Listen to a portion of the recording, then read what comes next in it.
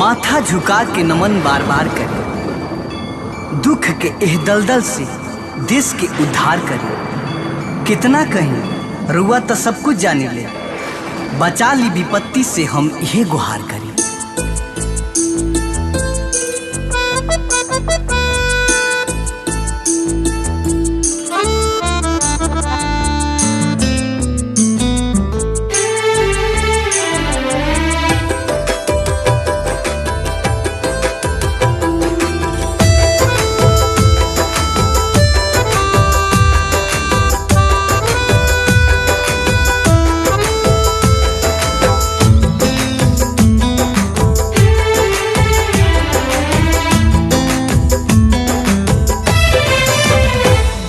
हे जगतपति हो त्रिभुवन के स्वामी, तुहरा चरण में नमामि नमामि।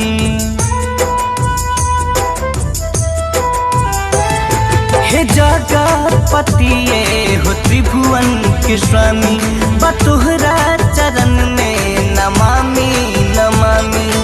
विपत में पड़ल बा जन जन, विपत में पड़ल बा जन जन, सदमा में सब बढ़ल विपद से।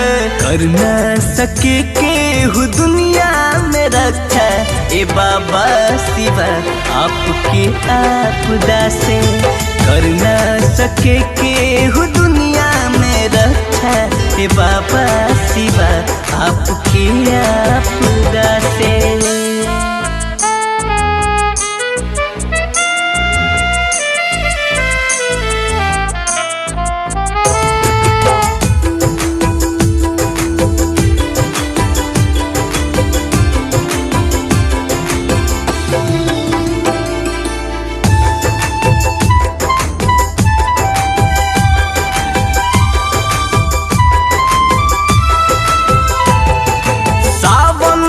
पावन महीना में भक्ति से संतोष होला, नए सुख राशि। दोनों जगह बंद दरबार बाटे, न खुलल बा देवघर न खुलल बा काशी।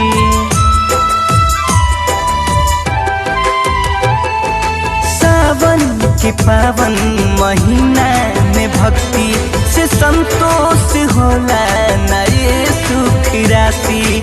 दोनों जगह बंद दरबार बाटे, न खुलल बा देवघर न खुलल बा काशी।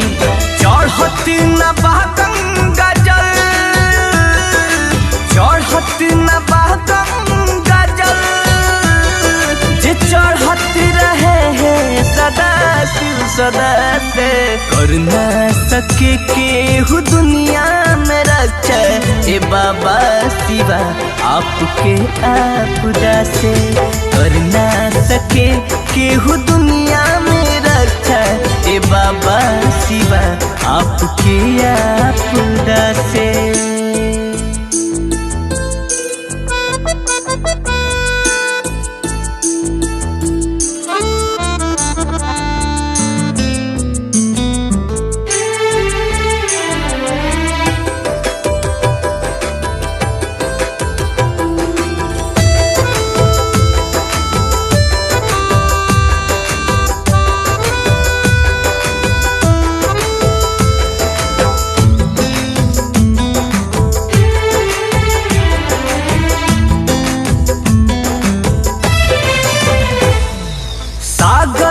मंथन भइल जब रहे तब त संसार हिला, पिगैनी हलाहल मचल चीख पुकार। ओही समय जस बचारो तरफ अब मचली कोलाहल।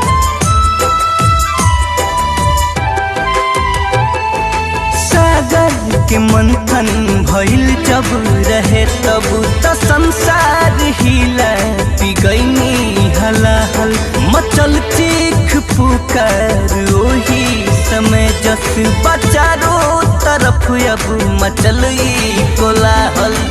आकाश गावेल हो तोहरे के ध्यान ले हो,